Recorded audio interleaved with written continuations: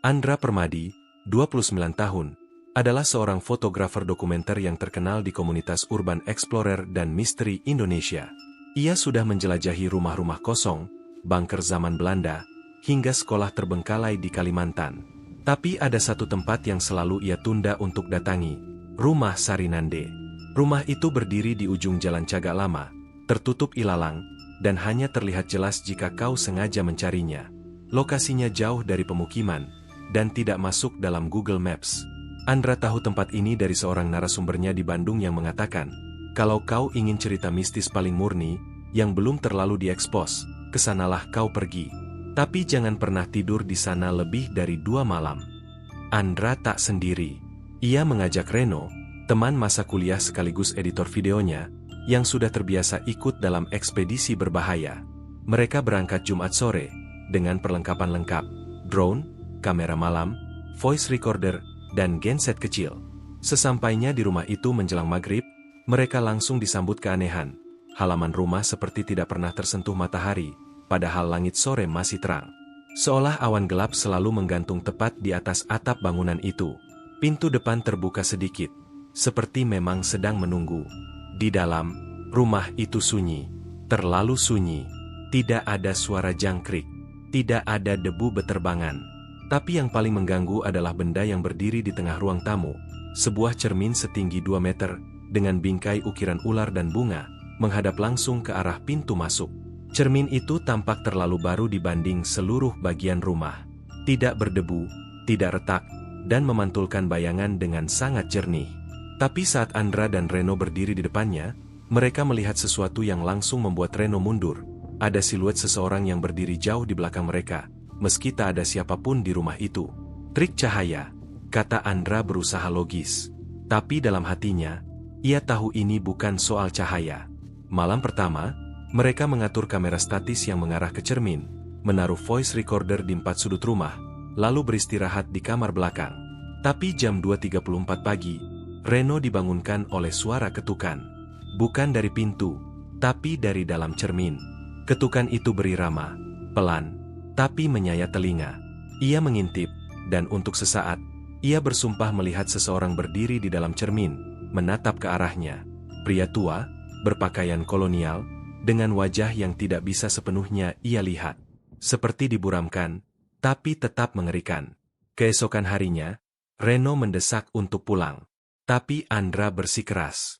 Ini justru yang kita cari. Sesuatu yang belum pernah terekam orang lain. Kita tinggal 1 malam lagi. Hari itu mereka bertemu seorang pria tua bernama Pak Mandra, penjaga kebun teh yang tinggal tak jauh. Ketika Andra menyebut rumah Sarinande, pria itu langsung menunduk. Kalian lihat cermin itu, ya? Tanyanya dengan suara berat. Ya. Kalau begitu, malam ini, jangan biarkan lampu mati. Dan jangan berdiri di depan cermin saat jam menunjukkan angka yang sama, seperti pukul 00, pukul 11, atau pukul 22. Karena itu saat dia bisa melihatmu jelas. Dia siapa? Pak Mandra terdiam lama, lalu berkata pelan, dulu, pemilik rumah itu mempelajari ilmu pemanggilan roh dari Hindia Timur. Suaminya mati dalam ritual, tapi rohnya tidak pergi. Ia terjebak, karena dipanggil dari dalam dunia pantulan. Malam kedua, hujan turun deras. Genset mendadak mati. Powerbank dan alat perekam kehabisan daya, padahal semua diisi penuh sebelumnya. Andra menyalakan lilin, dan seperti tertarik oleh kekuatan yang tak terlihat, ia berdiri di depan cermin, tepat pukul 22. Ia menatap cermin itu lama. Dan ada sesuatu yang mulai berubah. Bayangannya mulai tersenyum, tapi wajahnya sendiri tidak. Ia mundur, panik, tapi kakinya tak bisa digerakkan. Reno berteriak dari kamar. Ia melihat sesuatu, bayangan pria yang berdiri di dinding kamar mereka, menempel seperti lukisan, lalu keluar perlahan dari permukaan tembok. Apapun yang ada di rumah itu, ia tidak hanya terperangkap di cermin. Ia mulai keluar. Pagi ketiga, Reno sakit parah, mengigau, tubuh panas, kulitnya dingin. Ia terus mengulang, Andra, jangan biarkan dia keluar, dia mau keluar dari kamu. Andra kebingungan. Ia memeriksa kamera, dan semua file rusak, kecuali satu. Rekaman berdurasi 6 menit dari pukul 22 malam sebelumnya. Di dalamnya terlihat Andra berdiri di depan cermin, dan bayangan dalam cermin memegang pundaknya. Tapi yang membuat Andra benar-benar gemetar, bayangan Andra dalam cermin tetap berdiri, bahkan ketika dirinya sudah berjalan menjauh. Ia tidak tahu, apakah dirinya yang asli atau yang kini berjalan itu adalah sesuatu yang telah digantikan. Jam 5 pagi, ia meninggalkan rumah itu membawa Reno ke klinik desa. Tapi saat sampai di jalan utama, warga menghentikan mobil mereka. Mereka melihat Andra sendirian di dalam mobil, kursi sebelah kosong. Dan saat diminta turun, Andra tak bisa menjawab satu pun pertanyaan. Ia hanya menatap kosong, dan berbisik, "Saya masih di dalam cermin." Mobil itu diamankan. Kamera ditemukan di bawah jok. Dan di dalamnya tersimpan satu rekaman terakhir, yang membuat polisi dan wartawan ketakutan.